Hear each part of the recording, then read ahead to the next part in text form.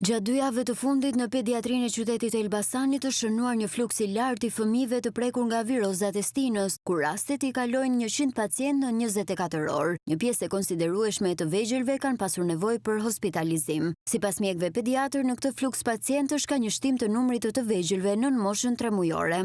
Sidomos 2 javëshin e fundit, ne kemi shtim të numrit të rasteve në urgjencën e pediatrisë. Kemi kaluar 100 raste në 24 orë. Aktualisht ne kemi dhe fëmijë të vegjël nën 3 muaj të shtruar në pediatri, por kemi dhe fëmijë të moshave shkollore 6-7 vjeç. Pediatrët sugjerojnë prindrit që të shmangin sa më shumë ambientet ku ka grumbull njerëzish për të evituar infektimet virale. Grumbullimet, sidomos tani që domethënë njerëzit festojnë në shtëpitë e tyre, sidomos bebat e vegjël që s'kan shumë imunitet, këtë do të evitojmë patjetër, sepse grumbullimet, aty ku kemi fëmijë të smur, të rritur të smur, sepse bashkë me numrin e rasteve pediatrike, ashtu dhe patjetër virozat të rriturit.